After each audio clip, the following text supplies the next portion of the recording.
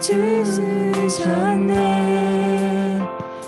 주 보혈 나의 죄를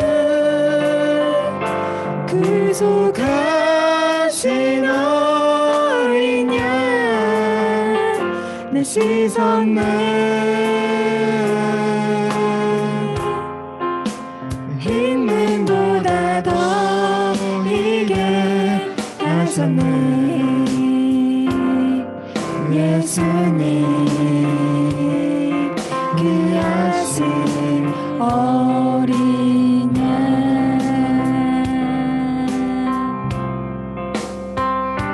주 보혈 날 씻었네. 내게 생명을 주셨네. 주 보혈 나의 죄를 구속하신 어린 양 내 씻었네. 힘능보다 더 이게 하셨네. 예수님 귀하신 어린 양. 마지막으로 한 번 더. 주 보혈 날 씻었네. 내게 생명이 주셨네. 주 보혈 나의 죄를 구속하신 어린 양 내 씻었네. 힘들보다 더 이게 하셨네. 예수님 귀하신 어린 양.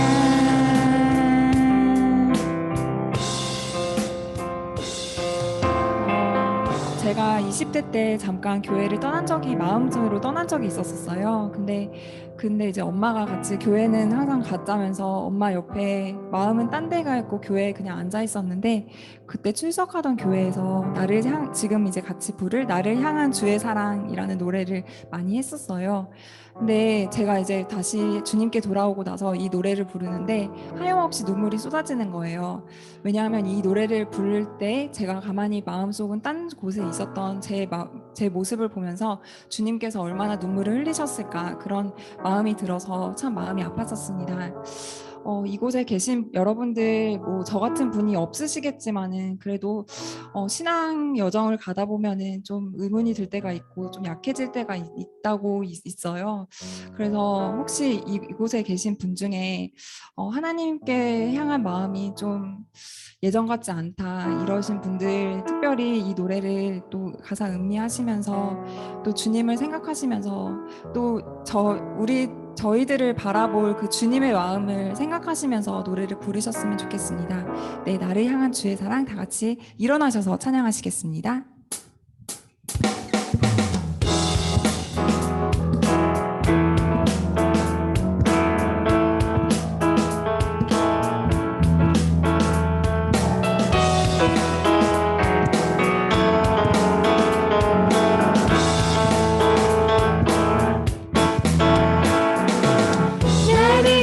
주의 사랑 산과 바다에 넘치니 내 마음 열 때 주님 나에게 참 자유 주셨네.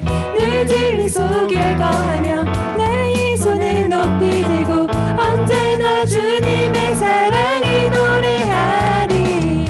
주의 사랑 노래하리라. 영원토록 노래하리라. 주의 사랑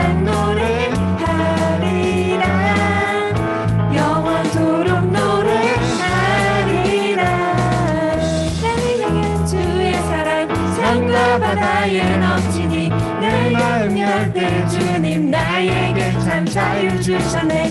그 진리 속에 거하며 나의 손을 높이 들고 언제나 주님의 사랑을 노래하리.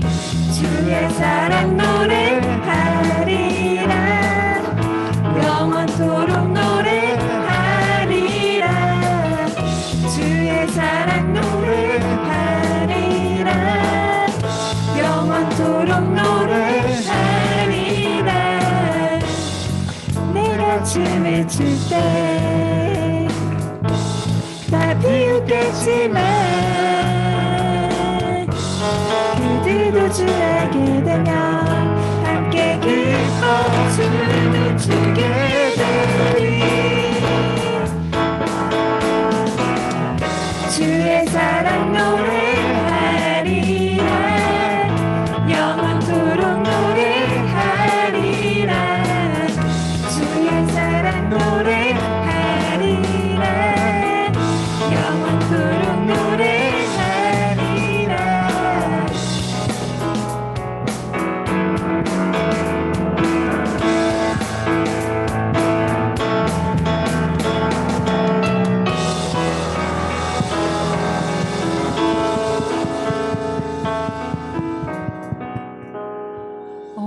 그 평양의대 그 윤상혁 교수님께서 그 쓰신 책을 요즘 읽고 있는데요. 정말로 북한에 들어가서 북한 사람들이랑 같이 살면서 사역을 하시는데 정말 눈물 나는 일도 많고 정말 힘든 일도 많은 것 같아요.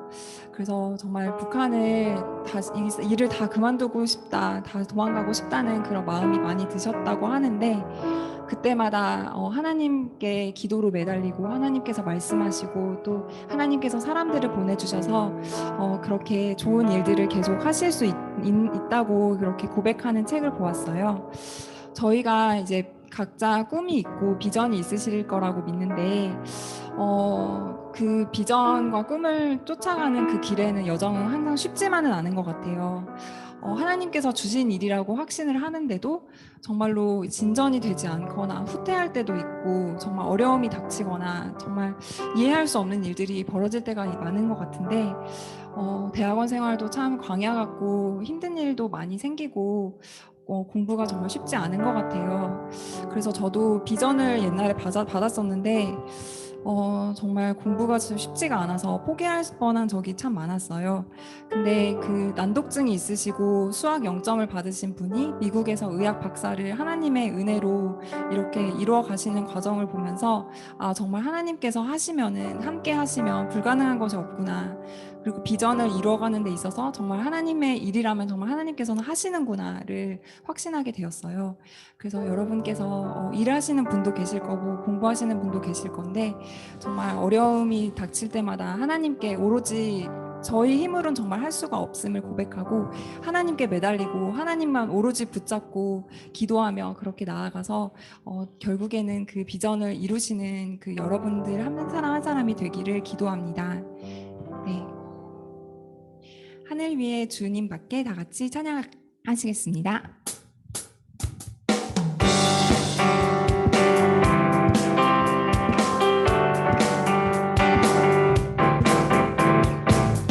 하늘 위에 주님밖에 내가 사모할 자 이 세상에 없네. 내 맘과 힘을 믿을 수 없네. 오직 한 가지 그 진리를 믿네. 주는 나의 힘이요. 주는 나의 힘이요. 주는 나의 힘이요. 영원히 주를 의지하리. 주는 나의 힘이요. 주는 나의 힘이요. 주는 나의 힘이요. 영원히 주를 의지하리. 영원히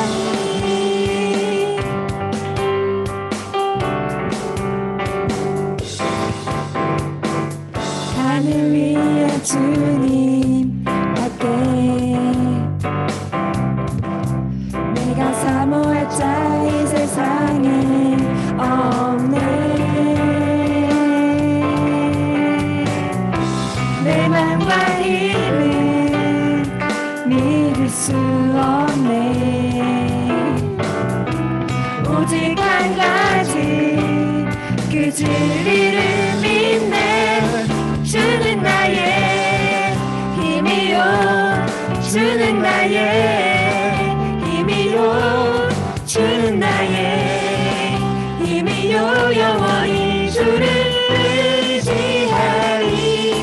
주는 나의 힘이요, 주는 나의 힘이요, 주는 나의 힘이요. 영원히 주를 의지하리. 영원히.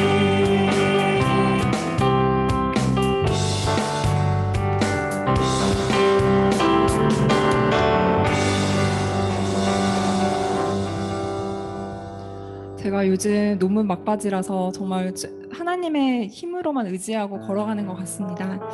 여러분들도 학업과 일로 많이 바쁘실 텐데 정말로 오로지 제가 아까 말씀드렸던 것처럼 하나님만을 의지하면서 정말 불가능한 일들도 헤쳐가시기를 간절히 기도하고 소망합니다. 정말로 저희가 이제 마지막으로 부를 찬양은 하나님이시여인데요. 정말 여호와는 나의 빛이고 여호와는 나의 구원이시고 내가 두려워할 사람이 없고 여호와는 저의 생명의 피난처이시고, 이런 고백을 정말 이런 고백이 저희 삶에서 저절로 나오는 그 여러분 지체 한 명 한 분이 되시기를 기도합니다. 네, 하나님이시여 다 같이 찬양하시겠습니다.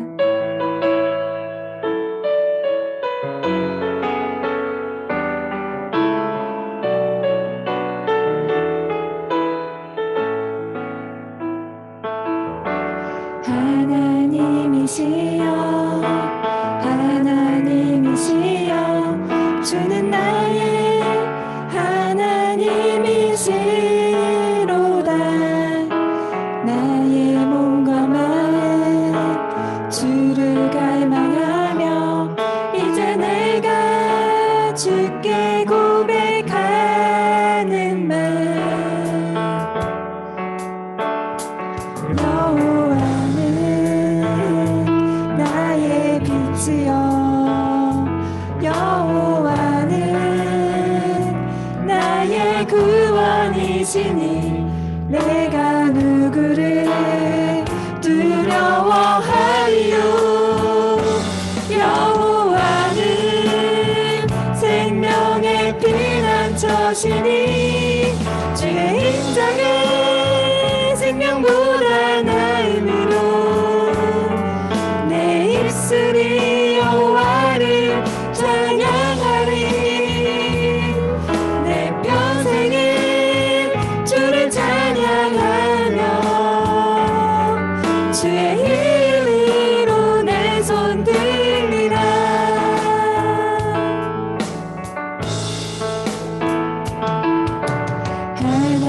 하나님이시여, 하나님이시여, 주는 나의 하나님이시로다. 나의 몸과 마음 주를 갈망하며 이제 내가 주께 고백하는 말. 여호와는 나의 힘이요, 여호와는 나의 구원이시니 내가 누구를 두려워하리요. 여호와는 생명의 피난처시니 주의 인자는 생명보다 나음으로 내 입술이 여호와를 찬양하리. 내 평생은 주를 찬양하며 주의 이름으로. 한 번만 더 할게요. 하나님이시여. 하나님이시여,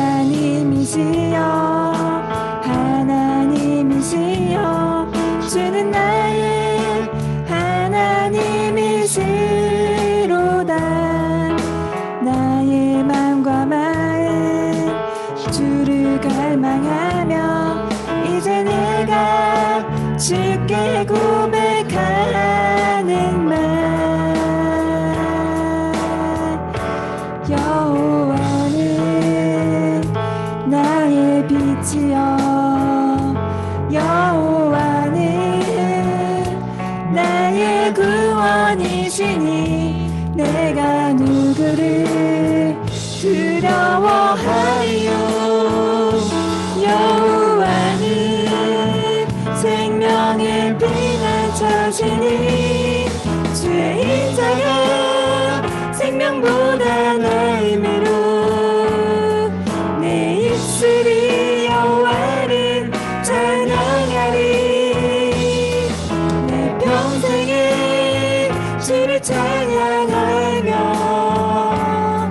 주의 이름으로 내 손들리라 주의 이름으로 내 손들리라 주의 이름으로 내 손들리라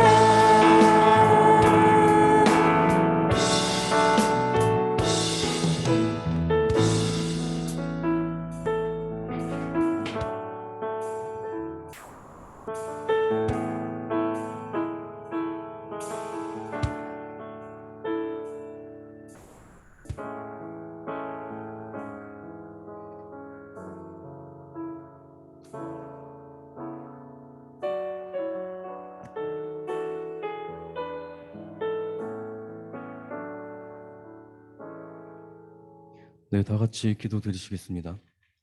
선한 목자 되시는 하나님 아버지 감사합니다.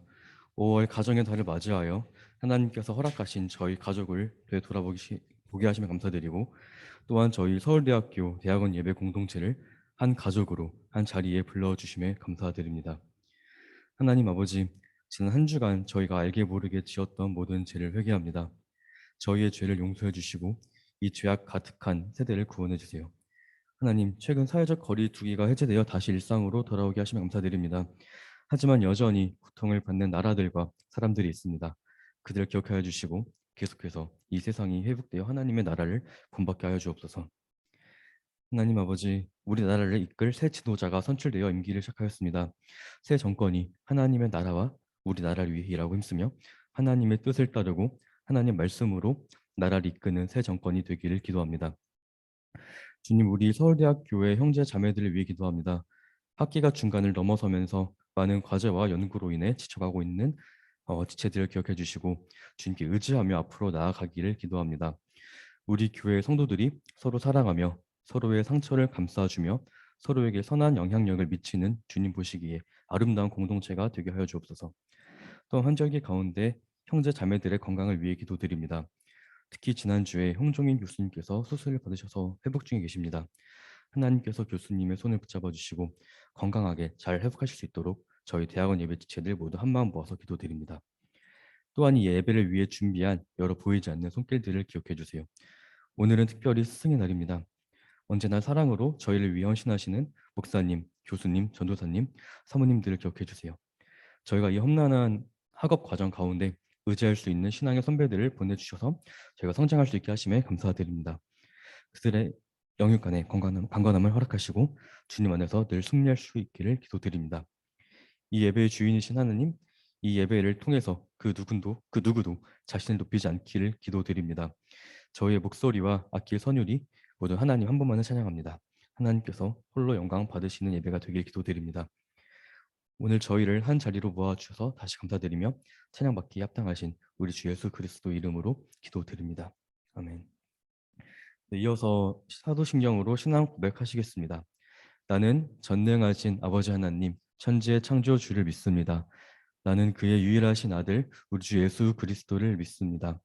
그는 성령으로 잉태되어 동정녀 마리아에게서 나시고 본디오 빌라도에게 고난을 받아 십자가에 못 박혀 죽으시고 장사된 지 사흘 만에 죽은 자 가운데서 다시 살아나셨으며 하늘에 오르시어 전능하신 아버지 하나님 우편에 앉아 계시다가 거기로부터 살아있는 자와 죽은 자를 심판하러 오십니다.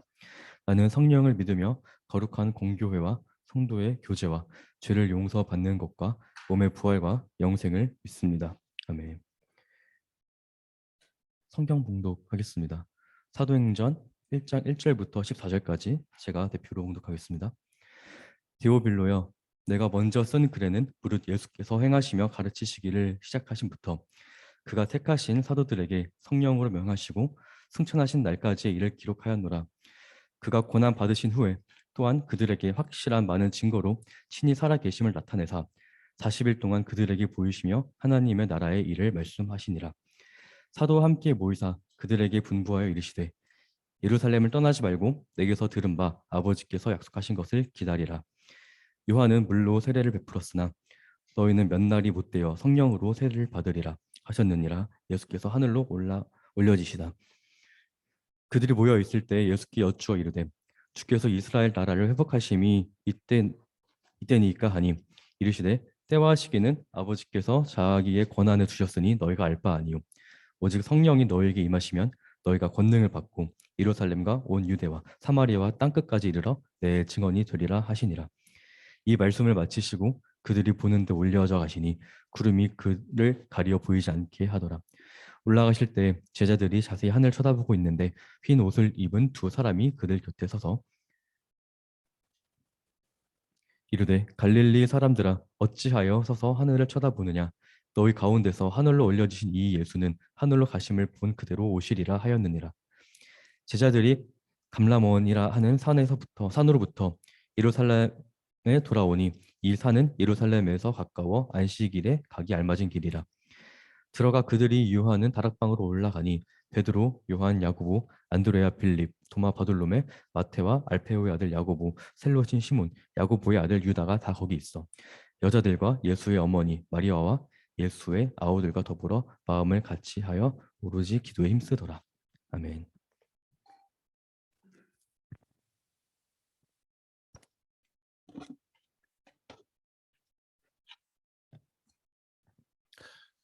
전 예배 자리에 오신 우리 형제 자매 여러분들을 주님의 이름으로 환영하고 축복합니다. 지난주에 교통사고가 있어서 여러분과 함께 만나 뵙지를 못했는데요. 이렇게 또 예배 자리에서 다시 만나게 되어서 반갑고 또 하나님께 감사드립니다. 오늘 1절의 말씀을 보시면 하나님께서 보내시는 이 편지를 받는 대상이 누구인가? 이 데오빌로에게 이렇게 보내고 있어요.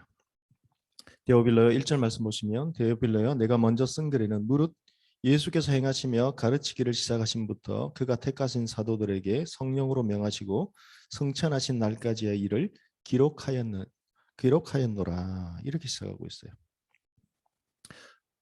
여러분 이 데오빌로라는 이 사람은 분명히 주님께서 이 땅에 오시고 또 이 땅에 오셔서 우리 때문에 고난을 받으시고 또 십자가에서 대속의 죽임을 당하셨다는 것, 하지만 이 사망 권세를 이기시고 부활하신 예수님을 분명히 알았던 그런 믿음의 사람이에요. 그래서 먼저 쓴 이 누가복음을 통해서 이러한 사실을 더욱더 분명하게 알게 되었을 것이에요. 하지만 누가는 이것만으로는 부족하다 이렇게 생각했다는 것이죠. 성령의 인도하심을 받아서 또 성령의 이 감동을 받아 누가복음을 저술한 하나님 대신에 누가복음을 저술한 사도 누가가 이러한 생각을 가졌다는 것은 하나님께서 이런 마음을 가지고 계셨다는 것을 의미해요. 고난받으시고 십자가에서 대속의 죽음을 당하신 것, 부활하신 그 주님, 그것을 안다는 것, 그것도 참 귀한 믿음이지만 그것보다 더 이 아는 것에서 더욱 더 많이 또 하나님께서 원하시는 것이 있다는 것이죠. 이 아는 것만으로는 부족하다. 주님의 죽으심과 부활을 아는 것으로는 부족하다. 그러면 하나님께서는 무엇을 원하셨을까요?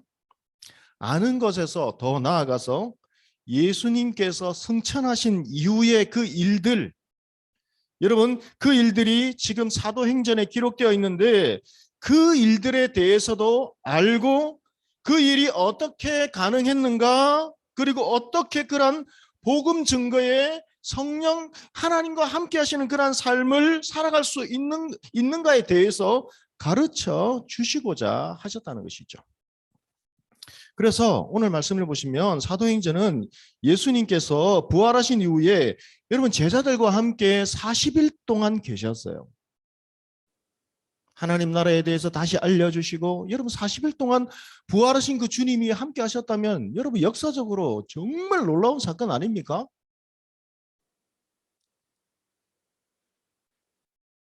신이 40일 동안 함께 하시면서 그 부활의 몸을 보여주시고 하나님 나라에 대해서 알려주셨음에도 불구하고 시간이 흘러감에 따라 믿지 않는 사람들이 너무나 많이 있다는 것, 참 안타까운 일 아닙니까? 그래서 이제 여러분 사도행전은 예수님이 이제 부활하신 이후에 40일 동안 함께 하시고 그 이후에 이제 하늘로 올라가시는, 하나님 우편으로 올라가시는 그 사건부터 시작된다는 것이죠. 그래서 부활절 이후에 여러분이 사도행전의 이 말씀을 살펴보는 것은 여러 가지로 참 의미가 있는 것 같아요. 여러분 이 데오빌로라는 분은 이방인, 그러니까 헬라인이나 이 로마인으로 추정하고 있어요. 그런데 이 데오빌로라는 이름의 뜻은 무엇인가? 데오빌로라는 이 이름의 문자적 뜻은 하나님의 사랑을 입은 자, 하나님을 사랑하는 자, 이런 뜻이에요. 그러니까 성령의 충만함을 입은 누가는 하나님의 사랑을 입은 자 데오빌로에게 편지를 보내는 것이죠. 그러니까 여러분 이 겉으로 보면 누가복음은 여러분 이 사도행전은 누가가 데오빌로에게 보내는 것처럼 그렇게 보이지만 성령의 감동하심을 받아 쓴 이 글이기 때문에 이 글은 하나님께서 성령의 감동하심으로 하나님의 사랑을 입은 자, 하나님을 사랑하는 자, 바로 이 시대에 바로 하나님을 믿는 우리들에게, 바로 나에게 보내시는 말씀이라는 거예요. 그러하게 여러분 이 믿음을 가지고 우리 다 같이 4절을 한 목소리로 읽어보겠습니다. 다 같이 읽습니다. 사도와 함께 모이사 그들에게 분부하여 이르시되 예루살렘을 떠나지 말고 내게서 들은 바 아버지께서 약속하신 것을 기다리라. 분부하여 이르시되 예루살렘을 떠나지 마라. 그리고 아버지께서 약속하신 것을 기다리라. 이렇게 부탁하고 계세요. 여러분 이 4절 말씀해 보시면 사도와 함께 모이사 이렇게 되어 있는데요. 이 모이사라는 이 단어에 사용된 헬라어는 시날리조라는 단어를 사용하고 있어요. 그런데 여러분 이 시날리조라는 단어에 대해서 성경학자들은 두 가지 견해를 가지고 해석을 하고 있어요. 그래서 요즘 계속 말씀을 드리는데 항상 보면 이 단어가 하나 탁 뭔가 이 성경을 읽다가요 자꾸 감동을 주시고 뭔가 의문점을 갖게 하는데 뭐 그 헬라 분해 사전이나 이런 주석을 찾아보면 여러분 항상 보면 다 공교롭게도 뭐 두 가지, 세 가지, 네 가지 이런 의견이 갈라졌다가 아니라 두 가지 의견을 가지고 있다 이런 견해가 자꾸 그 신학적 해석에 대해서 나오는데요. 이 첫 번째는 이 함께라는 헬라어는 쉰인데요. 군중은 그 헬라어로 할레스라는 단어를 사용하고 있는데요. 이 두 단어가 결합된 것으로 보는 거예요. 첫 번째 견해는. 그래서 단순하게 뭐 함께 모여서 식사를 했다 이렇게 해석하는 신학자들이 있어요. 그리고 두 번째는 이 함께 이 쉰이라는 단어는 동일하게 이 함께 사용하고 있는 것으로 보고요. 그 다음에 이 시날리조라는 단어에서 여러분 이 쉰과 그 다음에 소금, 이 할스 이 단어의 합성으로 보는 거예요. 그래서 함께 소금을 먹는다 이렇게 해석하는 학자들도 있어요. 그렇다면 여러분 이 어떤 것이 맞을까 고민 많이 생각을 해봤어요. 그런데 이 두 번째 이 함께 소금을 먹는다라고 해석을 한 그 학자들의 견해를 이렇게 묵상해 보니까요. 당시에는 그렇게 주장하는 이유가 뭔가 하면 당시에는 특별한 저녁에 손님을 모시고 함께 고기를 소금에 찍어 먹던 풍습이 있었다는 것이죠. 여러분 요즘은 너무 고기가 흔해서 먹고 싶을 때 아무 때나 사 먹을 수 있죠. 물론 비싼 소고기는 가끔씩 여러분 사 먹기는 하지만 저는 소고기를 마트에 그렇게 많이 있어도 제 돈 주고 사 먹지는 잘 못했던 것 같아요. 뭐 그래도 귀한 것 같아요. 고기가 그렇게 고기가 많이 있지만, 그래서 고기를 여러분 이렇게 흔하게 접할 수가 있기 때문에, 쉽게 접할 수가 있기 때문에 이 고기를 먹는 날에 대해서 감동과 감격을 잘 느끼지 못할 때가 있는 것 같아요. 이 여행 프로를 보니까요, 요즘 시대에도 유목민들, 그리고 저 뭐 오지 상간 마을의 오지에 있는 그러한 그렇게 살아가는 사람들의 그 모습을 보니까요, 이 고기라는 것은 지금도 현대에도 특별한 손님이 오거나 특별한 날만 고기를 먹을 수 있는 거예요. 그 유목민을 보니까요, 특별한 손님이 오니까 정말 귀하게 그 양을요 가족같이 생각해요. 그런데 특별한 손님을 위해서 양에게 미안해, 그리고는 이제 양을 잡았어요. 그뿐 아니라 양을 위해, 양이 그 희생 당한 그 양을 위해서 돌무덤까지 이렇게 기념적으로 하나씩 올려놓고 막 그러더라고요. 그리고는 손님을 극진하게 대접해요. 그 양을 잡으니까요, 보니까 아이들이요 그 주변에서 그 떠나지 않고 아이뿐만 아니라 마을 사람들이 다 쳐다보고 있어요. 예? 눈꼽아 기다려요. 그리고는 그 고기를 똑같이 나눠줘요.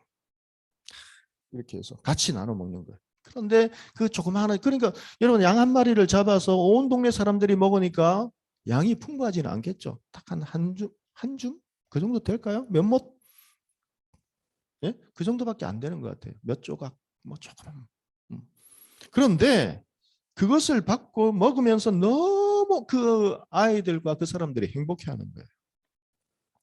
그래서 이 두 번째 견해가 맞겠다, 이런 생각을 확신을 줬어요. 뭔가 하면 이 두 번째 견해를 따르면 그냥 단순하게 사도들이 함께 모여서 여러분 그냥 있었던 것이 아니라 함께 모여서, 특별히 모여서 무엇을 했는가? 식사를 했다는 거예요.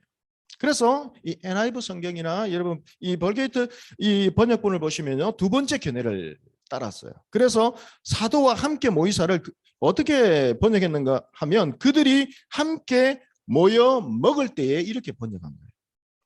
그러니까 단순한 식사 모임이 아니라 예수님께서 십자가의 대속의 죽음을 앞두고 무엇을 하셨죠? 제자들과 성만찬을 하신 거예요. 성만찬. 그러니까 신앙적인 모임, 신앙적인 이 식사, 뭐 이런 것을 행했던 것 같아요.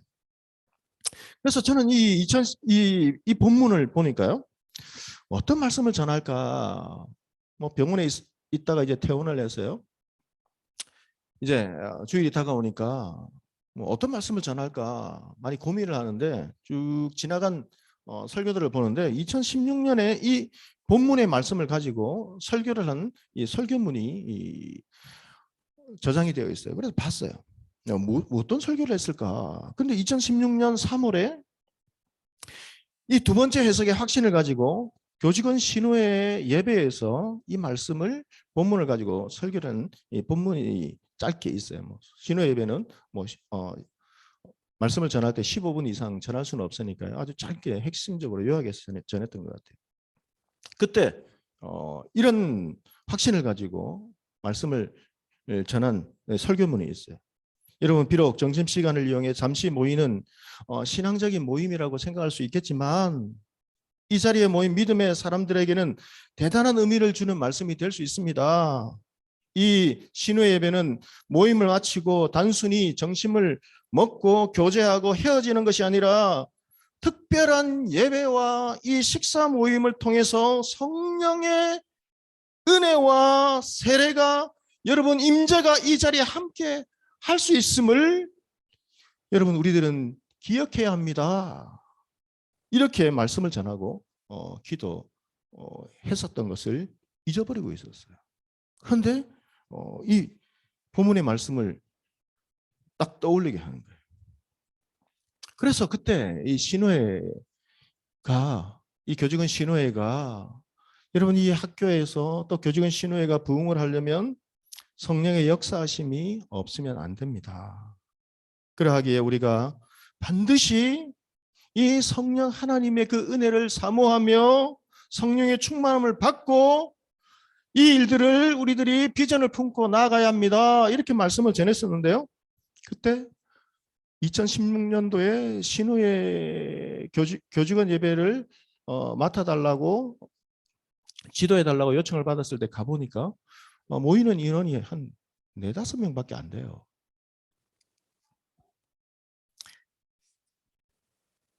이 4-5분. 그런데 어떨 때는 또 바쁘면 못 오고 뭐 그러니까 참 예배를 인도해 달라고 부탁을 받고 갔는데 이걸 어떻게 해야 될까? 많은 갈등이 있었어요. 그런데 이 말씀을 하나님께서 주시면서 비전을 품고 견딜 수 있는, 그러니까 이 버틸 수 있는, 여러분 이 2016년도부터 하나님께서 어떤 훈련을 시켰는가? 이 신앙의 이 버티는 거 있잖아요. 우리 내려가고 할 때 이제 버티는 것, 그것을 훈련시켜 주신 것 같아요.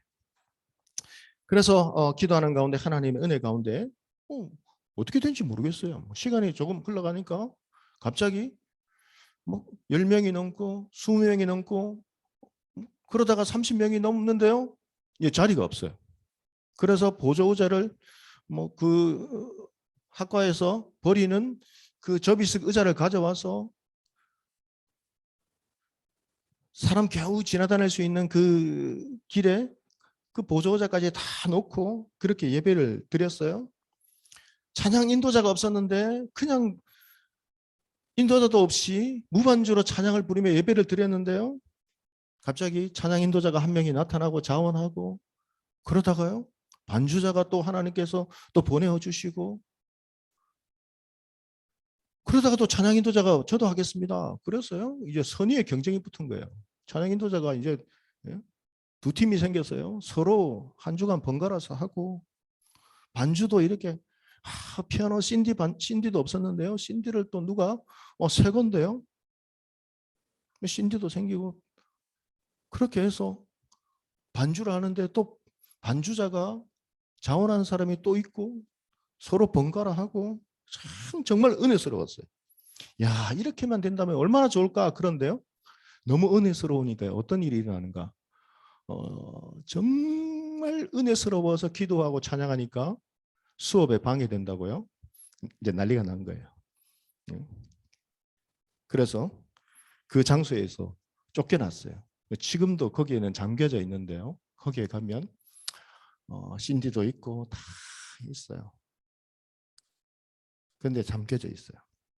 그래서 그때부터 예배드릴 장소가 없어서 이곳 저곳 옮겨 다니는데 이거 버티고 있으면 또 다른 곳에 가야 하고 그러다가 코로나가 터진 거예요. 코로나 터지고 제 마음도 터지고 버티고 있던 정말 이 겨우겨우 신앙적으로 버티고 있는데 그래서 남은 사람은 2명 신우회 회장님과 저 2명밖에 남아있지 않았을 때도 있어요. 그런데 사실 혼자죠. 왜냐하면 저보다 신우회 회장님이 더 믿음이 좋으셔가지고 그렇게 흔들리지 않아요. 정말 하나님께서 귀한 믿음의 동력자를 세워주셨어요. 그냥 저 같으면 포기했을 건데 낙심해서 정말 이제 신우 예배 못하겠습니다. 뭐 아니면 그냥 다음 일이 바빠서 뭐 몇 년 했으니까 회장 다른 분 선출해 주십시오. 이렇게 핑계대고 안 나올 수도 있잖아요. 근데 참 귀한 믿음의 동력자를 세워주셨어요. 흔들리지 않아요. 계속 기도하시고 오히려 저에게 더 믿음의 용기를 주시고 그것 때문에 버틸 수 있었던 것 같아요.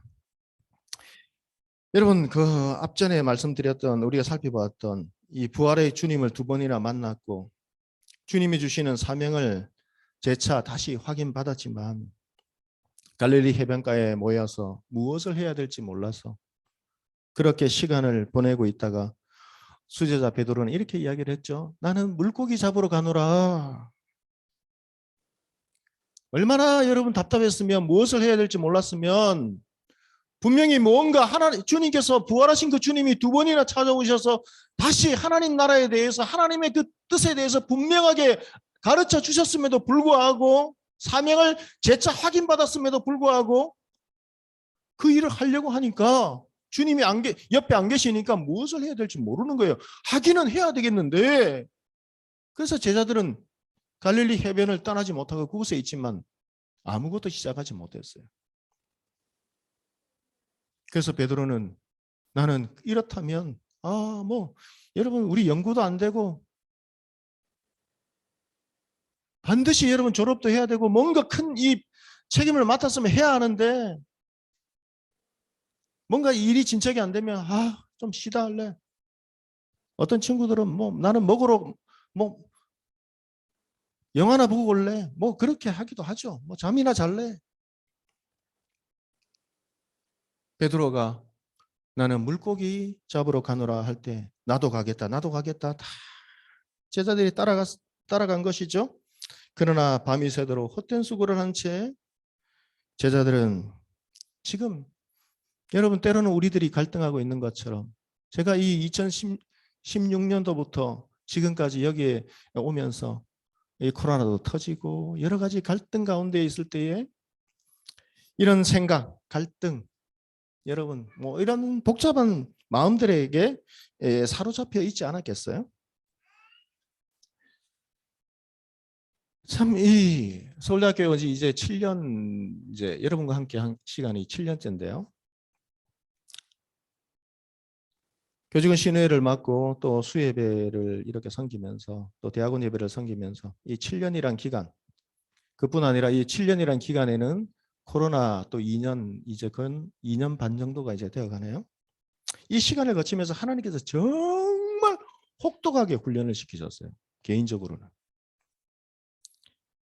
그 호된 훈련, 연단을 거치면서 하나님께서 무엇을 깨닫게 하셨는가? 교회의 중요성에 대해서 더욱 깨닫게 하셨어요. 그리고 하나님께서 원하시는 거룩한 소망을 다시 확인시켜 주셨어요. 이 기간 동안을 통해서. 우리 5절 말씀 다시 한번 읽겠습니다. 5절 말씀 한 목소리로 읽겠습니다. 요한은 물로 세례를 베풀었으나 너희는 몇 날이 못되어 성령으로 세례를 받으리라 하셨느니라. 여러분 성령으로 세례를 받는다는 뜻은 무엇일까요? 그것은 곧 성령의 충만함을 받는다는 것을 의미하는 거예요. 초대교회는 세례를 받을 때 어떻게 했는가? 강에서 온 몸에 물을 담궜어요. 그냥 이렇게 앞으로 고개를 숙이는 것이 아니라 여러분 세례를 받을 코를 이렇게 딱 잡고 있으면요. 뒤로 누워요. 그러면 세례를 받을 때 뒤에서 세례자가 목을 받쳐줘서 물에 담궜다가 온몸을 담궜다가 이제 세례를 그 물에 적시고 세례가 끝이 나는 것이죠. 물에 들어갔다 나오면 온몸이 물에 젖는 것처럼 그리고 세례를 받을 때에 그 몸을 그 세례자에게 맡겨야 돼요. 주저주저 하면 안 돼요. 그냥 그대로 누워야 돼요. 힘 빼고. 그것처럼 성령 세례가 이러하다는 거예요. 성령께 완전히 여러분 그 몸을 맡기고 그 인생을 맡기고 사로잡혀서 그럴 때에 그 권능이 임하고 성령 하나님의 그 인도하심과 지배를 받는 것, 하나님이 함께 하시는 것, 이것이 성령 세례를 받는 것이고 이것이 성령의 충만함이라는 거예요. 여러분 이 세상에는 그럴듯한 수많은 진리가 있어요. 그런데 그것들이 정말 진리인 것 같아도 정확한 사실은 무엇인가? 그것들은 다 가짜라는 거예요. 모두가 멸망길입니다.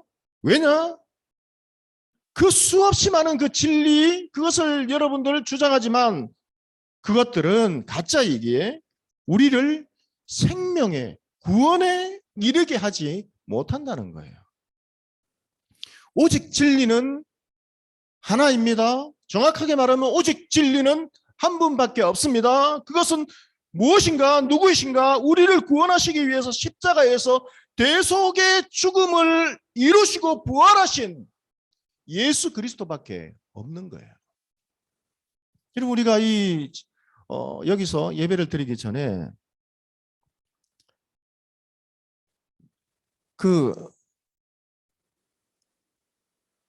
새로운 이 건물을 건축하기 전에 예전 건물에서 예배를 드릴 때는 예배 전에 현수막을 붙였어요. 기억나시죠? 뭐 서울대학교의 예배, 그리고 그 밑에는 항상 이 말씀 구절이 새겨져 있었죠. 내가 곧 길이요 진리요 생명이니. 참 예배를 드리러 올 때에 여러분 그때 그 건물이 훨씬 더 낡고 겨울에는 춥고 여름에는 덥고 그렇지만 그 말씀이 새겨져 있는 그 현수막만 이렇게 보고 들어와도요 자리에 앉을 때 은혜가 되었어요. 참 그만큼 진리는 한 분이시다. 참 귀한 거예요. 여러분 진리는 오직 예수님 한 분밖에 없는 거예요. 그렇다면 이 진리의 터전과 기둥은 무엇인가? 그것이 바로 교회라고 말씀하시는 거예요. 오직 진리는 한 분밖에 없는데 그 진리의 터전, 그리고 기둥은 무엇인가? 교회라는 거예요. 교회가 이만큼 중요하다는 거예요. 여러분 우리 다 같이 에베소서 1장 22절에서 23절의 말씀을 우리 한 목소리로 읽어보도록 하겠습니다. 다 같이 읽습니다. 또 만물을 그의 발 아래 복종하게 하시고 그를 만물 위에 교회의 머리로 삼으셨느니라. 교회는 그의 몸이니 만물 안에서 만물을 충만하게 하시는 이의 충만함이니라. 할렐루야. 교회에 대해서 이렇게 중요하다 말씀하시는 거예요. 예수님께서 부활하셨습니다. 우리 모든 죄를 대속하시고 죽으셨을 뿐만 아니라 부활하셨어요. 그런데 그 이후에 어떻게 말씀하시는가? 만물을 그 부활하심으로 말미암아 사망 권세를 이기셨는데 만물을 그의 아래 복종하게 하시고 그를 만물 위에 예수 그리스도를 교회의 머리로 삼으셨대요. 그리고 교회는 무엇인가? 예수님의 부활하신 예수님의 몸이다. 만물이 만물을 충만하게 하시는 이의 충만함이라 이렇게 말씀하세요. 그러하게 여러분 첫 번째 교회가 왜 그리 중요한가? 교회는 그리스도의 몸이기 때문인 거예요. 그리스도의 몸. 다르게 표현하면 교회는 이 땅에서 또 다른 모습으로 역사하시는 하나님을 보여주시는 그리스도의 몸이라 그렇게 말씀하시는 거예요. 두 번째로 교회는 예수 그리스도와 함께 지어져가는 성전이다 이렇게 말씀하세요. 우리 에베소서 2장 20절에서 22절의 말씀을 다 같이 한 목소리로 읽겠습니다. 다 같이 읽습니다. 너희는 사도들과 선지자들의 터 위에 세움을 입은 자라. 그리스도 예수께서 친히 모퉁이 돌이 되셨느니라. 그의 안에서 건물마다 서로 연결하여 주 안에서 성전이 되어가고 너희도 성령 안에서 하나님이 거하실 처소가 되기 위하여 그리스도 예수 안에서 함께 지어져 가느니라. 여러분 부활하신 주님이 하늘로 승천하시면서 이 땅에 자신의 몸인 교회를 세우기 위해서 한 터를 만드셨어요. 여러분 이 건물을 짓기 위해서 특별히 여러분 성전을 짓는다면 제일 먼저 해야 될 게 뭐예요? 터가 있어야 돼요. 터를 다져야 돼요. 이 터를 만드셨는데 그 터는 무엇인가? 사도들과 선지자들의 터 위에 만드셨다. 그렇게 분명하게 가르쳐 주시고 계세요. 너희는 사도들과 선지자들의 터 위에 세움을 입은 자라. 그리스도께서 예수께서 친히 모퉁이 돌이 되셨느니라. 이렇게 말씀하시는 거죠. 요한계시록을 보면 마지막 날에 하늘에서 하나님께서 새로 만드신 성을 보여주세요. 이 성을 보면 12대문이 있습니다. 그리고 12대문 위에 12지파의 이름이 새겨져 있어요. 그리고 12성벽에 각각 기초가 놓여 있는데 그 기초에는 어떤 이름이 새겨져 있는가? 12사도의 이름이 기록되어 있어요. 그러니까 하나님 아버지께서 이 땅의 교회와 또 하늘의 그 천상의 교회를 세우실 때에 사도들을 그 터로 사용하셨다. 그것을 상징적으로 보여주시는 거예요.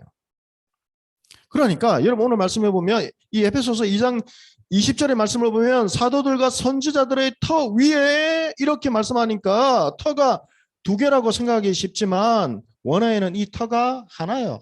그러니까 선지자나 사도들이나 이 터 위에 하나로 세우셨다는 거예요. 그렇다면 이 말씀의 의미는 무엇인가? 왜 하나님께서는 이 12사도를 통해서 교회를 세우셨을까? 여러분 우리가 계속해서 구약의 이 야곱, 다윗, 또 뭐 베드로 이런 신앙의 인물들을 보면서 이 구속사적인 의미, 하나님의 그 언약적인 관점에서 이 사람들이 이 신앙의 인물들이 정말 중요하다. 언약적 관점에서 여러분 중요하다 하기에 여러분 뭐 언약적 관점에서 이 그리스도의 계보에 기록되지 않는 정말 다양한 그 신앙의 인물들이 중요하지 않다 그런 거 아니에요. 하나님의 그 언약이 어떻게 하나님이 성취하시는가 그것을 여러분 우리가 구속사적인 관점에서 바라보는 것과 또 신앙 그 개개인의 신앙이 이 사람들이 뛰어나다 기록되었기 때문에 그렇게 그 신앙의 어떤 그 믿음의 좋고 나쁨을 여러분 이 구속사적인 이 관점에서 그 사람들과 비교를 하면 안 되는 거예요. 12사도들이 정말 훌륭하고 인격적으로 완벽해서 하나님께서 그들을 통해서 교회를 세우셨을까? 아니라는 거죠. 여러분 이 제자들은 주님을 다 버리고 도망한 사람들이었어요. 그 중에 베드로는 3번이나 부인했습니다. 그뿐 아니라 마지막에는 십자가에 못 박아라 소리쳤던 그 사람들과 동일하게 예수님을 저주까지 했던 사람이에요. 만약 인격적으로 이렇게 훌륭하고 믿음이 탁월한 사람들을 통해서 교회를 세우시고자 하셨다면 무덤을 끝까지 지켰던 여인들을 통해서 교회를 세우셨어야 하는 거예요. 아니면 아리마대 그 요셉 정말 뭐 아름답게 그 예수님의 장사를 위해서 자신의 그 준비한 무덤까지 내어드렸던 아리마대 그 요셉 아니면 여러분 구약으로 돌아가면 그 이스라엘 백성들을 애굽에서 총리가 되어서 놀라운 은혜를 베풀었던 이 요셉 아니면 여러분 다니엘 정말 온순하게 평범하게 살았던 믿음 좋게 살았던 이삭 우리가 지금 공동체 성경 읽기에서 나오는 엘리사 여러분 엘리야보다 엘리사가 훨씬 더 능력 있는 사람이에요. 엘리사의 여러분 그 뭐죠? 뭐 몸에 시체가 뭐 닿으니까 뭐 시체가 죽었던 시체가 살아나고요. 엘리사가 도끼를 빠뜨렸는데 도끼가 떠오르고요. 여러분 금도끼, 음도끼 여러분 그 다 전승 여기서 성경에서 보면 다 전해지고 해서 하나님이 함께 해주셨다. 이 엘리사는 빠지고 하나님은 빠지고 거기에 산신령이 들어가고 예?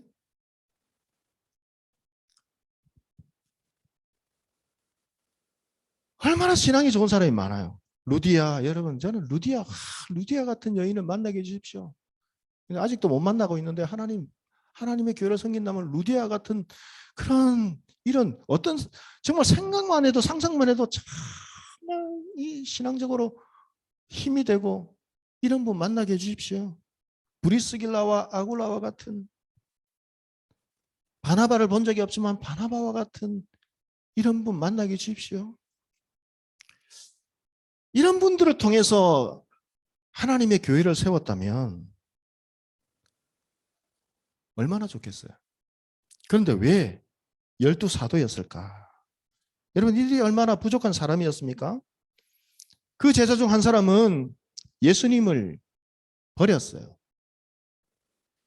팔았어요. 그리고는 예수님을 떠나서 그 양심이 너무나 찔려서 결국에는 자신의 그 힘으로 해결하려고 하다가 목매어서 자살을 한 가룟 유다도 12제자에는 포함되어 있어요. 그럼에도 불구하고 왜 하나님은 그 터 위에 교회를 세우셨을까? 그래서 교회를 탄생시키기 이전에 먼저 하나님께서는 중요한 일을 행하셨습니다. 가룟 유다가 예수님을 배반하고 죽었기 때문에 12사도의 부족한 그 자리를 먼저 채우는 일을 하셨어요. 120명이 모인 가운데 제자의 자격을 두 가지로 제안하셨습니다. 첫 번째는 예수님의 공생애에 3년 동안 함께 같이 따라다녔던 사람들이고, 그러니까 예수님의 말씀을 배웠던 사람, 기억하고 있는 사람들. 두 번째는 예수님의 부활을 직접적으로 목격한 그 사람들로 제안을 했어요. 그래서 120명 가운데 제비를 뽑았는데 그때 누가 나왔는가? 요셉과 마태아가 선출되었습니다. 그 두 사람 중에 제비를 뽑아서 어떻게 되었는가? 마태아가 그 가룟 유다의 자리에 대신하게 된 거예요. 그러니까 12제자를 다시 그 숫자를 채우시고 그 터 위에 교회를 세우셨다는 거예요. 그냥 가룟 유다 빼고 11제자의 여러분 터 위에 교회 세워도 되잖아요. 근데 먼저 그 일을 하신 거예요. 교회를 세우시기 전에. 하루는 예수님께서 지나가시다가 제자들을 돌아보시고 이 제자들에게 질문을 하셨어요. 사람들이 대체 나를 누구라고 하느냐? 그때 제자들이 이렇게 대답합니다. 어떤 이는 엘리야라고도 하고 어떤 이는 선지자라고도 그렇게 합니다. 이렇게 예수님께 대답했어요. 그때 예수님께서 다시 물으십니다. 그러면 너희는 나를 누구라고 하느냐? 너희에게 딱 물으신 거죠. 각자 개인 자신에게. 그때 베드로가 예수님께 이렇게 고백을 했죠. 주는 그리스도시요 살아계신 하나님의 아들이십니다. 그때 예수님은 이 베드로의 고백을 듣고 바요나 시몬아 내가 복이 있도다. 이를 내게 알게 한 이는 혈육이 아니라 바로 하나님이시다. 내가 이 반석 위에 교회를 세우겠다 그러셨어요. 이 반석 위에. 그런데 천주교는 이 말씀을 잘못 해석을 했죠. 하나님이 베드로 위에 교회를 세우셨다 이렇게 이해하고 사람 위에 믿음의 사람 위에 교회를 세우셨다 이렇게 생각하고 교황제도를 만들었어요. 이 교황이 바로 사도를 계속해서 이어가는 사람이라는 거예요. 하지만 주님은 반석이라는 단어를 사용할 때 이 명사를 중성명사를 사용하셨어요. 만약에 이 반석, 내가 이 반석 위에 교회를 세우려니 이 반석이 베드로를 지칭했다면 헬라어의 정확한 언어의 특성상 남성 명사를 사용해야 돼요. 여러분 이 헬라어가 하나님께서 왜 성경을 헬라어로 기록해 놓으셨을까? 신약을. 헬라어는요 그 우리나라의 다른 그 언어와는 다르게 어떻게 되어 있는가? 참 이 고전적인 언어이지만 주어를 만약에 남성으로 생각하면 남성 명사로 시작하면 그다음 동사, 목적어 모두가 다 여러분 남성격이 다 붙어요. 그러니까 그 격과 어떤 그 언어의 의미가 여러분 보다 더 명확한 거예요. 누가 누구에게 말을 했을까? 뭐 어떤 대상을 했을까? 정확하게 여러분 주어, 동사, 수로까지 다 같은 격이 붙어요. 결국 주님이 반석 위에 교회를 세우시겠다는 것은 베드로 위에 교회를 세우시겠다는 것이 아니라 베드로와 같은 믿음의 고백을 가진 사람들, 주님을 나의 구세주로 믿고 그리스도로 고백할 수 있는 그 믿음 위에 교회를 세우시겠다 이런 의미라는 것이죠. 그러하게 여러분 왜 12사도인가? 그들의 믿음이 우리보다도 훨씬 탁월하기 때문에 이 믿음을 본받아서 이렇게 하라는 것이 아니라 부족하고 연약하지만 때로는 똑같이 죄짓고 그뿐 아니라 어찌 보면 더 믿지 않는 사람들보다도 더 도덕적으로도 못하고 신앙적으로도 여러분 믿은 그 여러 새신자들보다 더 못한 사람 그 모습을 보였다 할지라도 그러나 하나님께서 그들에게 깨달음을 주실 때에 닭 울음소리만 듣고도 그것을 깨닫고 회개하고 돌이키고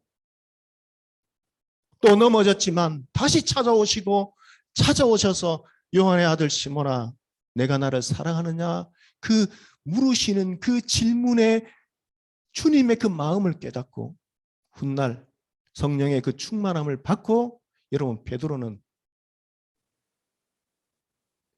끝까지 예수 그리스도를 증거하다가 십자가에 못 박혀 죽죠. 주님의 말씀대로. 그러나 나는 그 십자가의 죽음에도 불구하고 예수님과 똑같이 못 박혀 죽을 수 없습니다. 거꾸로 못을 박아 달려서 그렇게 순교하죠. 주님은 그것을 다 미리 다 아시는 것이죠. 그러하기에 교회는 여러분 바로 그리스도의 이 죽으심 부활의 터 위에 세워진 그리스도의 몸인 거예요. 여러분 우리가 교회이라면요 교회 그리스도의 몸인 거예요. 예수 그리스도의 몸.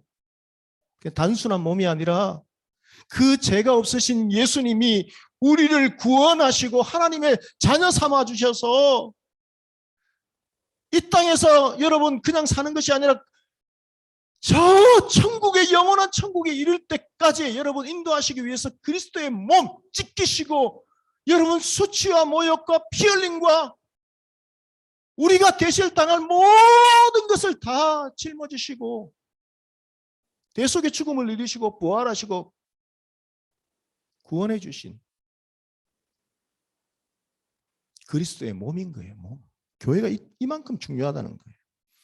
그러하기에 여러분 교회는 이 땅에서 하나님이 함께 하시는 처소인 거예요. 하나님 어디 계십니까? 하나님 보여주십시오. 교회에 함께 하시는 거예요. 그리고 교회는요, 이 땅에 예수님이 친히 함께 하시는 예수님의 몸인 거예요. 그렇다면 이 땅에 그리스도의 몸은 언제 생겼는가? 왜 하나님이 이 땅에 예수 그리스도의 몸을 만들어 주셨는가? 남겨 주셨는가? 그렇다면 그리스도의 몸으로서 교회는 무엇을 해야 하는가? 이것을 여러분 생각하셔야 된다는 거예요. 언제 교회가 탄생했는가? 우리는 그렇게 쉽게 생각하기 쉽죠. 구약시대에 성막이 있었는데 솔로몬이 예루살렘 성전을 솔로몬의 성전을 건축하지 않았습니까? 그 교회 아닙니까? 여러분 사도행전 2장에는 그리스도의 몸인 교회가 탄생할 그 당시의 모습이 기록되어 있어요. 성막이라는 것은 여러분 죄를 지었을 때에 하나님께 그 죄를 용서받아야 되는데 멸망받을 그 인간들이 용서받아야 되는데 그것은 임시적이었어요. 그래서 하나님의 몸이 아니었어요. 불완전한 것이었습니다. 솔로몬의 성전이 아무리 화려하다 할지라도 그것은 돌 하나 남지 않고 다 무너져 내린다. 그것이 진정한 교회였다면 모든 그리스도인들은 돌 하나 무너지지 않게 생명을 바쳐 그 건물을 솔로몬의 성전을 지켜야 했던 것이죠. 그런데 하나님은 그렇게 말씀하시지 않으셨어요. 그런데 사도행전 2장에는 그리스도의 몸인 교회가 탄생할 그 당시의 모습이 이렇게 기록되어 있어요. 이날이 바로 여러분 그리스도인들이 모인 교회가 탄생하는 날인데 그때 무슨 일이 일어나는가? 성령 하나님께서 강림하시는 거예요. 여러분 아이가 태어날 때 우리는 너무너무 기뻐하죠. 그리고 그 생일을 기억하고 또 그 생일이 다가올 때마다 생일 잔치를 하죠. 하물며 하나님께서 그리스도의 몸된 교회를 이 땅에 탄생시키는데 하나님께서 얼마나 기대하시면서 기뻐하셨겠어요. 그러하기에 하나님께서 그 구약시대부터 약속하신 선물을 교회가 탄생할 때 하늘로부터 부어주세요. 그 선물이 무엇인가? 첫 번째는 바람 같은 것이 임했습니다. 두 번째는 불 같은 것이 임했습니다. 세 번째는 방언이 터진 거예요. 이 하나님의 불 같은, 여러분, 이 바람 같은 성령이 임할 때에 그 성령의 충만함을 받고 제자들이 달라졌습니다. 그 제자 중에 부인하고 저주까지 했던 베드로가 성령의 충만함을 받고 하나님의 말씀을 담대하게 전하기 시작했어요. 그때에 한 날에 하루에 3,000명, 5,000명씩 회개하고 돌아오기 시작한 거예요. 여러분, 예수님이 계실 때에 이런 일이 일어났는가? 다시 한번 복음서로 돌아가서 말씀을 읽어봤어요. 예수님이 계실 때는 이런 일이 일어나지 않았어요. 5,000명이 여러분 배불리 먹기는 했지만 많은 사람들이 그 떡을 먹고 눈물을 지으면서 자신의 죄를 깨닫고 회개하고 돌아오는 일은 일어나지 않았어요. 그래서 주님은 이렇게 말씀하셨어요. 그들이 나를 따르는 까닭은 배부른 까닭이다. 십자가를 통해 베풀어 주신 놀라운 그 은혜, 은총, 자신이 그 죄를 깨닫고 회개하고 하나님께로 돌아오지 않았어요. 그런데 베드로가 설교할 때에, 말씀을 증거할 때에 이런 놀라운 일이 일어난 것입니다. 그렇다면 이것은 베드로 혼자 한 것일까요? 아닌 것이죠. 베드로의 이 믿음의 신앙의 고백 위에 자신의 그 몸된 교회를 세우신 하나님이 함께 하신 거예요. 그래서 여러분, 지금의 교회는 주님의 몸, 주님이 우리와 세상 끝날까지 함께 하시는 곳, 이것이 바로 교회이기에 교회가 이토록 중요하다는 거예요. 그래서 주님께서 이렇게 부탁하시죠. 예루살렘을 떠나지 말고 성령의 이 충만하심을 이 선물로 부어주시는 교회가 탄생할 때에 믿음의 그 터 위에, 고백 위에 교회를 그리스도의 몸된 교회를 주실 터인데 예루살렘을 떠나지 마라. 그러게 여러분, 교회는 내가 힘들 때 잠시 의지하고 신앙생활 열심히 하고 때가 되면 떠나는 곳이 교회가 아니라는 거예요. 교회는 여러분, 내가 이 은혜를 받고 주의 몸된 교회를 섬기기로 했으면 내가 죽을 그날까지, 주님 앞에 서는 그날까지 주님과 함께 가야 할 곳. 그래서 교회에 직분이 있는 거예요. 항존직이 있는 거예요. 목사도 항존직이에요. 장로님도, 안수 집사님도 항존직이에요. 항존직이라는 무엇인가 하면 그 직분을 한번 받았으면 주님 앞에 서는 그날까지 그 직분 감당하면서 그 주의 몸된 교회를 섬기고 지키겠다 약속하는 거예요. 그래서 여러분, 목사의 임직을 하면 힘들고 어려워도 그냥 하기 싫으면, 힘들면 그만하지 못하는 거예요. 부르심을 받고 하나님 앞에 서약을 했기 때문에.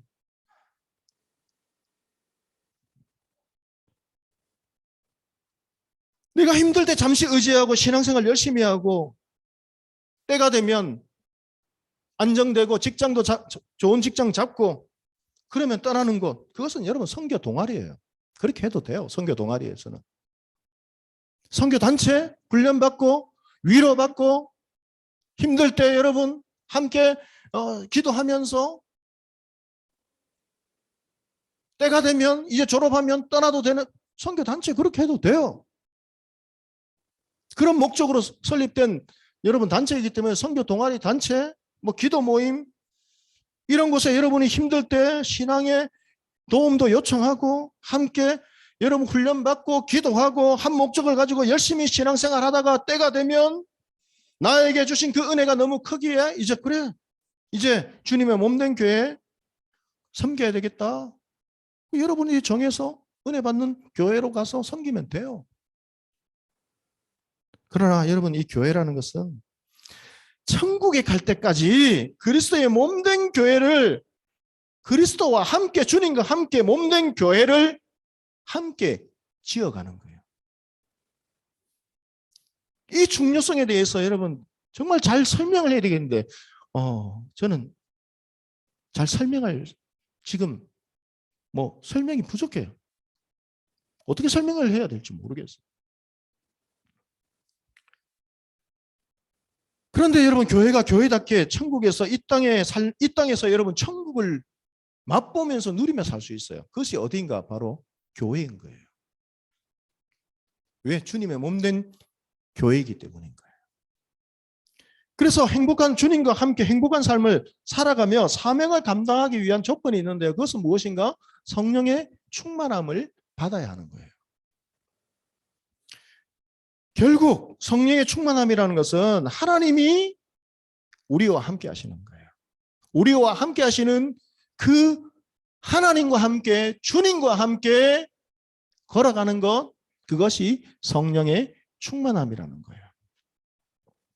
결국 이 제자의 삶을 사는 것, 이것은 무엇인가? 성령 충만한 삶을 살아가는 것과 일치되는 거예요. 이때 놀라운 일들을 감당할 수 있게 된다는 것입니다. 결국 성령이 충만할 때에, 제자의 그 삶을 살아갈 때에, 성령이 충만할 때에, 성령이 충만하다는 것은 하나님이 우리와 함께 하시는 거예요. 하나님이 함께 하실 때에 안전병이가 일어나고 각종 병든 사람들이 병이 떠나가고 회개하고 돌이키고 주님이 함께 하시기에 이런 놀라운 일이 일어날 수 있는 것이죠. 이런 이 세계에서 제일 큰 교회 한국에 있죠. 이 여의도 순복음교회를 감당하게 한 조영길 목사님의 그 배후에는 누가 있었는가? 최자실 권사님이라는 분이 계셨어요. 제가 어릴 때 이분을 직접 배웠는데, 이분이 아마 조영길 목사님의 그 장모님 되시는가요? 맞는가요? 저는 그렇게 어릴 적에 들었던 이야기라. 그런데 어릴 적에요, 제가 살았던 그 바닷가예요. 근데 갑자기 갈릴리 바닷가가 생각이 나네요. 그 바닷가에 신유 집회가 있었어요. 그래서 어린 시절에 아무것도 모르고 엄마를 따라서 그 신유 집회에 참석을 했어요. 그런데 제 엄마는 어릴 적부터 너무 아팠어요. 잘 걷지 못하고, 그때 무덤 그 묘자리를 사놓고 정말 학교 갔다 오면 엄마가 살아있나? 병원 갔나? 이런 거 확인할 정도였으니까, 그때 어른들이 웅성웅성 이야기를 하는데 언뜻 들었는데요. 엄마 묘자리 그 할아버지 옆에 묘자리까지 사놨다. 그런 이야기를 언뜻 들었던 것 같아요. 그 정도 몸이 안 좋고 병원에서는 희망도 없는 거죠. 그래서 하루하루를 너무 고통이 심하니까 그 나환자촌에서 나오는 그 진통제,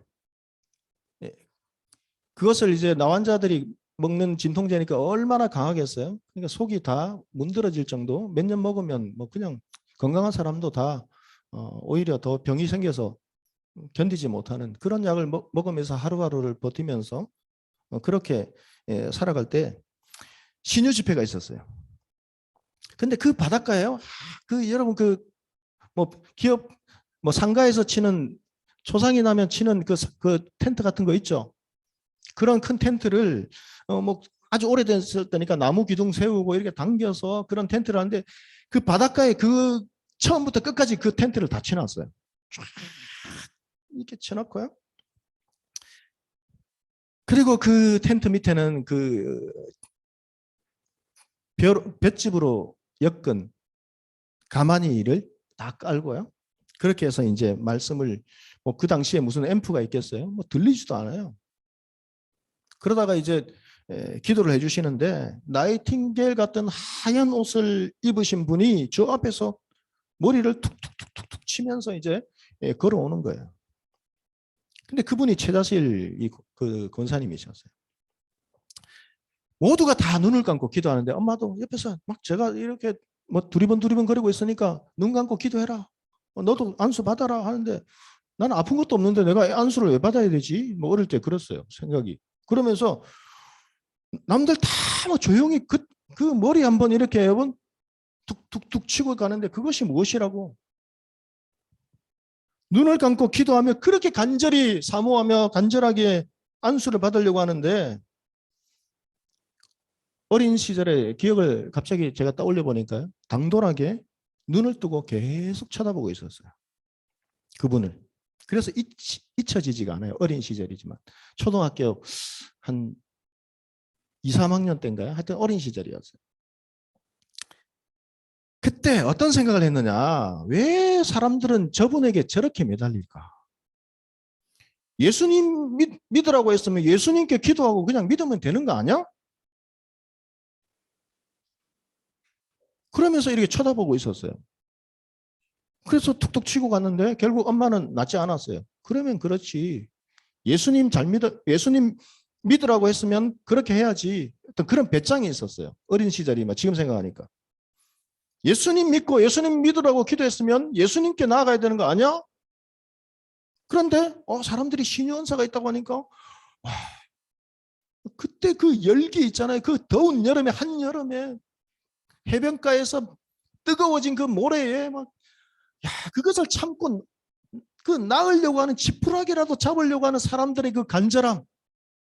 근데 그곳에서 그분을 쳐다보면서 그런 배짱이 있었던 것 같아요. 왜 하나님께서 나를 목회자로 부르셨을까?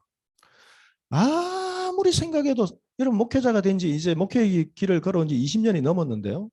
목회자로 이제 하나님께서 목회자로 부르실 때에 20대 초반의 나이였을 때 소명을 주셨으니까 아무리 생각해도 마음에 안 들어요. 아무리 노력해도 목회자로 난 죽었다 깨어나도 목회자로 인격적으로도 부족하고 다 마음에 안 들고 부족해요. 왜 나 같은 사람을 목회자로 부르셨을까? 세상에는 너무너무 훌륭한 분들도 많은데 바나바 같은 그런 하버드대를 나오고 여러분 같은 여러분 서울대를 나오고 이런 굉장한 하나님의 종들로 삼을 수 있는 사람들이 많은데 왜 하필 나일까? 계속 목회를 하면서도 하나님 왜 저를 부르셨습니까? 저는 제가 제 자신도 마음에 안 드는데 제가 자신을 봐도 목회자가 정말 좋은 목회자가 될 수 없을 것 같은데 왜 하필 저입니까? 범위를 줄여서 차라리 제 동생이 더 성격도 소탈하고 더 성격도 더 까칠하지 않는 것 같고 좋은 것 같고 죄를 부르시지 왜요? 그런데 한 20년 거의 30년이 이제 다 돼가죠. 최근에 깨달은 게 있어요. 야 아들아 그런 말씀하시는 거예요. 베드로 다 부족하지만 베드로에게는 주님이 진정 원하시는 것이 있었어요. 그것은 무엇인가? 요한의 아들 시몬아 내가 나를 사랑하느냐?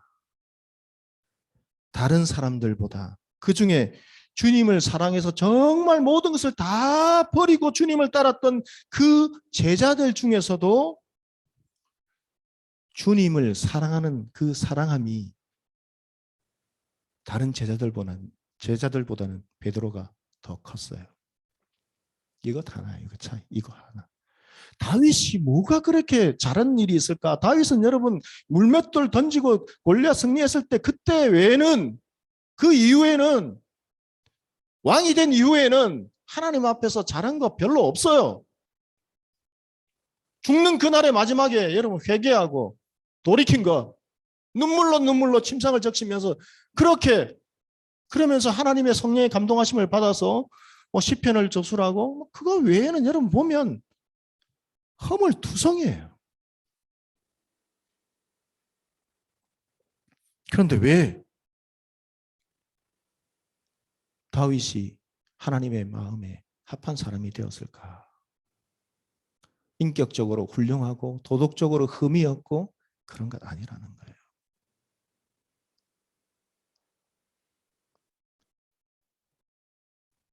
하나님의 그 은혜의 손길이 있을 때에 빨리 깨닫고 회개하고 돌이키고 그 돌이킨 마음 가운데에 사울과 같지 않고 주님을 더 사랑하려고 하는 그 마음, 그러나 안 됐어요. 또 죄짓고 넘어지고, 그러나 또 회개하고 하나님을 더 사랑하려고 하는 마음, 결국 그 노년에 죽을 날이 가까웠을 때 하나님을 사랑하는 그 마음 변치 않는 하나님의 사람으로 변화되고 성장하는 것이죠. 그 사랑이 베드로에게 있었던 거예요.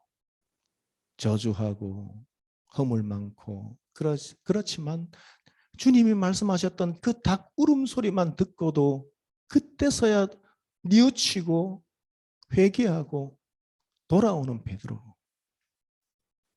그러나 여러분, 그때의 그 베드로의 마음은 진심이었어요. 절대로 주님을 버리지 않겠습니다. 다른 사람들 다 버리더라도, 그러나 자신의 마음과 뜻대로 의지대로 안 됐어요. 그런데 그 주님을 사랑하는 그 마음이 컸던 그 베드로가 성령의 충만함을 받았을 때에, 하나님이 함께 하실 때에 그 마음속에 있는 그 사랑의 고백처럼 그가 절대로 주님을 부인하지 않겠습니다. 떠나지 않겠습니다. 거꾸로 십자가에 못 박혀 주님의 품으로 가는 거예요. 여러분, 이 말씀을 깨닫고 말씀을 증거했을 때에 참 하나님께서 지난 한 주간 많은 은혜를 주셨어요. 신우회가 지난 한 주 전에 이제 예배를, 아무리 힘들어도 이제 예배를, 장소가 없어도 예배를 해야 되겠습니다. 정말 회장님 대단하신 것 같아요. 2명, 3명 모이면 뭐 예배가 되지 않겠지만 그래도 시작하겠다. 마음의 준비를 하고 한 주 오니까요. 하나님께서 참 은혜를 부어주신 새로운 사람이 자원해서 이 직장의 복음화를 위해서 이 마음을 주셨습니다. 자원하는 또 사람이 찾아왔어요. 한 공학 박사님이. 뭐 전문 연구원인데요. 이번 주에 가니까요. 그 계속해서 정말 요즘 하나님께서 마음을 주시는 게 무엇인가? 그 우울증과 공황장애와 그곳에 시달려서 정말 어찌할 바를 모르는 그 영혼들을 새벽마다 기도할 때마다 계속해서 하나님께서 생각나게 하시고 눈물을 주시는데요. 그와 똑같은 비전을 가진 상담학 박사님이 이 상담센터의 전문 이제 뭐 연구원인가요? 그 섬기고 계신 분이 그런 마음을 갖게 해주셨다고 자원에서 또 온 거예요. 그래서 갑자기 2명, 3명 모일 거라 생각한 시작했던 예배가 지난주에 정확히 3명 모여서 예배를 시작했죠. 이번 주에 또 예배를 드리는데요. 갑자기 많은 분들이 오셔가지고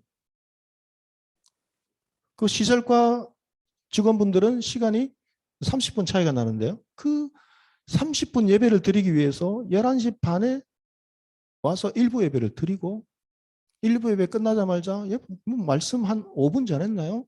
신앙 고백하고 예배 정말 빠르게 해서 한 25분 만에 끝냈는데요. 일부 예배 드리고 그분들이 정말 그 25분의 예배를 드리면서 돌아가는 그 감격함, 그것이 아쉬움도 뒤로 한 채 또다시 행정직 교직원분들이 또 들어오면서 그 비전 끝나고 나서 이런 일을 섬기고 싶습니다. 우리 고백, 하나님의 은혜가 함께 하시는 거예요. 우울증과 공황장애, 여러분 계속 기도하고 있는 제목인데 이것이 얼마나 무서운가. 그 마음의 연약함을 통해서 사단이 어떻게 역사하고 때로는 자살까지 유도하게 만드는가. 그것을 물리칠 수 있는 방법은 무엇인가. 시간 관계상 여러분 다음 기회에 말씀을 통해 증거하도록 하겠어요. 우리 다 같이 사도행전 1장 8절에서 14절의 말씀을 읽고 마치겠습니다. 다 같이 읽습니다. 오직 성령이 너희에게 마시면 너희가 권능을 받고 예루살렘과 온 유대와 사마리아와 땅끝까지 이르러 내 증인이 되리라 하시니라. 14절입니다. 여자들과 예수의 어머니 마리아와 예수의 아우들과 더불어 마음을 같이하여 오로지 기도에 힘쓰니라. 오로지 기도에 힘쓸 때에 하나님의 능력이 우리 가운데 함께 하시는 거예요. 우리 교회가 이런 교회가 되어야 되는 거예요. 영혼을 살리는 교회, 주님의 몸된 교회, 주님이 함께 하셔서 함께 지어져가는 교회, 하나님이 함께 하시기에, 주님이 함께 하시기에 그것을 우리에게 부탁하시는 거예요. 여러분들에게 부탁하시는 거예요. 죽어가는 그 영혼들을 살리는 그 일에 하나님께서 여러분들이 사용되기를 부탁하시는 거예요. 그것이 교회의 존재의 목적이에요. 그러하게 여러분들은 교회의 일원이 되었으면 교회를 절대로 떠나시면 안 돼요. 왜 믿음의 선진들이 순교를 각오했는가? 시강항에서 여러분 여기서 마칠게요. 교회의 중요성, 주님의 몸된 교회이시다. 부활하신 그 주님이 이 땅에 남겨주신, 선물로 보내주신 주님의 몸된 교회. 그래서 교회를 통해서 하나님이 함께 하심을 보여주는 거예요. 그러한 교회로 여러분 우리가 쓰임받기 위해서 오로지 함께 모여 기도하며 성령의 충만함을 받고, 그러할 때에 하나님께서 이 캠퍼스에 교회를 세우신 목적은 무엇인가? 우리들이 해야 할 일, 주님이 부탁하신 그 일을 해야 할 일이 있어요. 영혼을 구원하고. 다윗이 여러분 그 달려가서 사자의 그 입에서 입을 찢고 그 양을 구하는 것처럼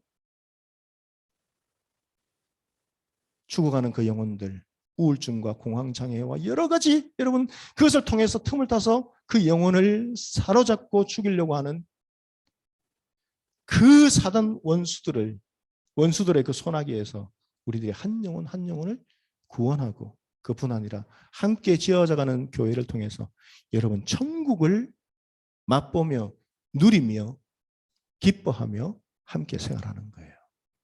그런 믿음의 우리 교회로 비전을 가지고 달려갈 수 있는 주의 종들이 다 될 수 있기를 주님의 이름으로 축복합니다. 기도하겠습니다. 하나님, 오늘 오직 다른 방법은 없습니다. 오직 성령이 임할 때에 우리에게 선물로 주신 주님의 몸된 교회를 통해서 우리가 이런 일을 감당하며 또 하나님이 함께 하시는 이 일들을 우리가 감당하며 또 천국을 맛보며 하나님이 주시고자 하는 그 은혜의 삶을 우리가 살아갈 수 있음을 말씀을 통해 우리가 다시 한번 깨닫습니다. 이러한 교회, 이러한 삶이 될 수 있도록 축복하여 주시옵소서. 감사드리었고 예수 그리스도 이름으로 기도드립니다. 아멘.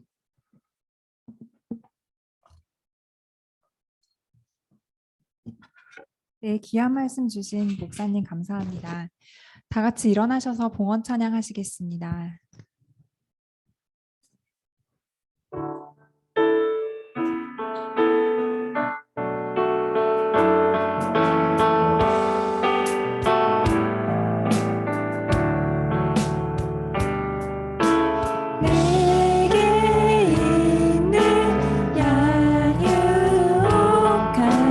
주께 가져와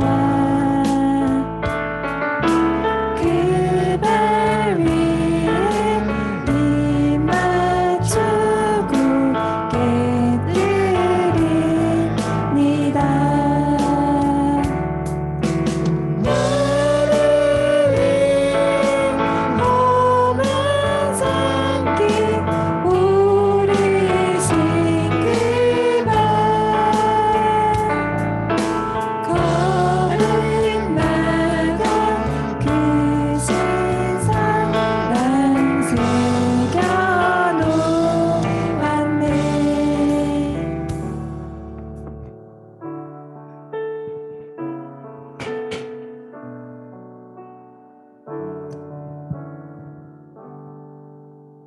네, 같이 봉헌 기도하겠습니다.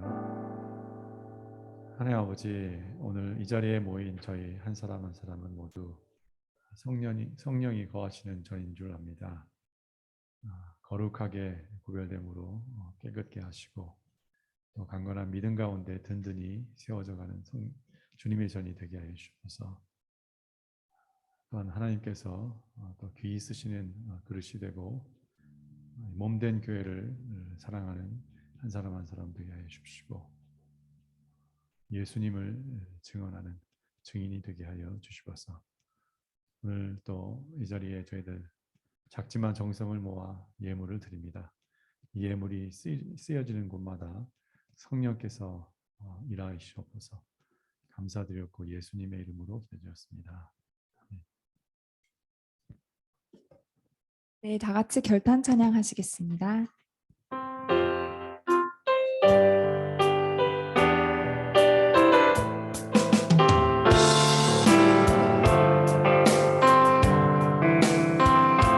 주님 내가 여기 있사오니 나를 보내소서.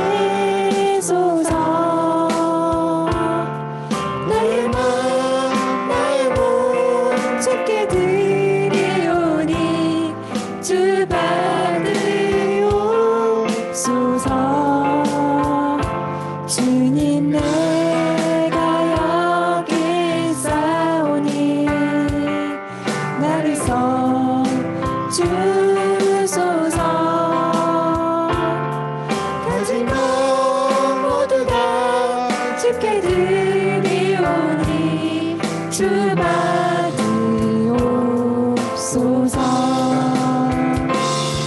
할렐루야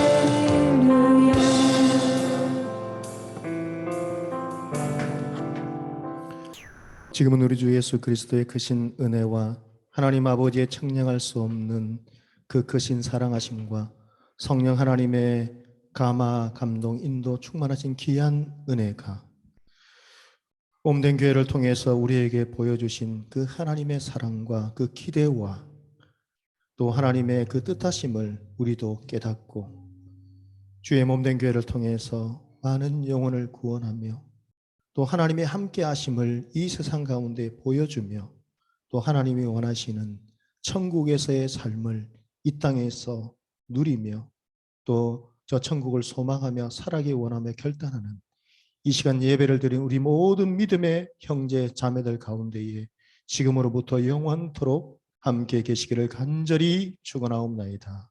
아멘.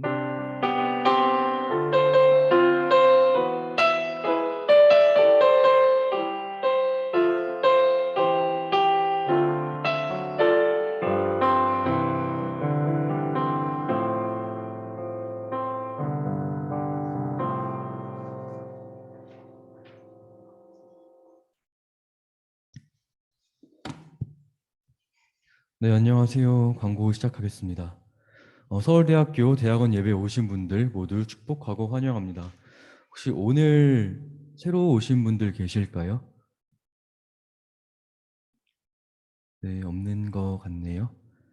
네, 저희 대학원 예배 SNS 안내 드립니다. 네이버 블로그와 카카오톡 그리고 인스타그램 페이지가 있으니 팔로우해 주시면 좋을 것 같고요. 온라인 황금 계좌 안내는 다음 계좌를 참고해 주시면 감사하겠습니다. 네, 주중 모임 안내는 다음과 같습니다. 참석하고 싶은 모임의 시간 확인하시고 참석해 주시면 감사하겠습니다. 네, 그리고 오늘이 스승의 날을 맞이해서 저희 섬겨주시는 스승님들께 선물을 좀 준비를 한 게 있습니다. 그래서 지금 목사님과 사모님 그리고 교수님들 다 나와주시면은 전우쌤 나와주시면은 저희가 선물 증정을 하려고 합니다. 그리고 각 리더분들도 같이 나와주시면 좋을 것 같아요.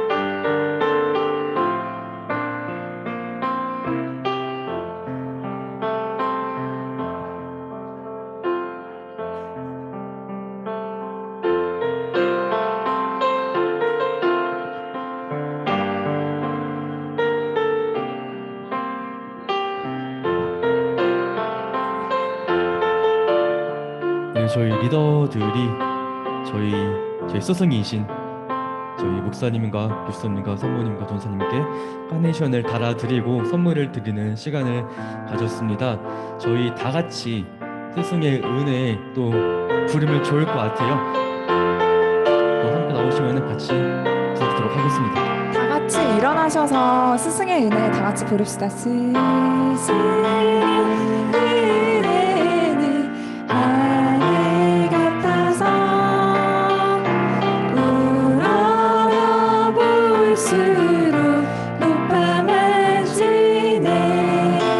정되거라 바르거라 가르쳐 주신 스승의 마음에 어버이시다. 고마워라 스승의 사랑. 보답하는 스승의 은혜. 감사합니다. 감사합니다. 항상 감사드립니다.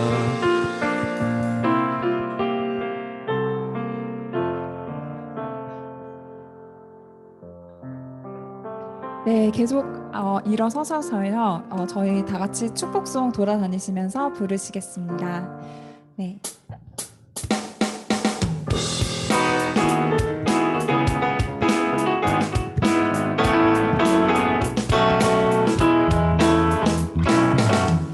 하나님의 사랑이 당신의 삶 가운데 가득하기를 축복합니다. 하나님의 은혜가 우리 가운데 가득하게 기도합니다. 하나님의 사랑이 당신의 삶 가운데 가득하기를 축복합니다.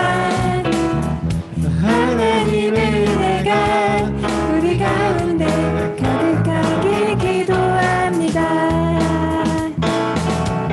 하나님의 사랑이 당신의 삶 가운데 가득하기를 축복합니다. 하나님의 은혜가 우리 가운데 가득하게 기도합니다. 가득하게 기도합니다.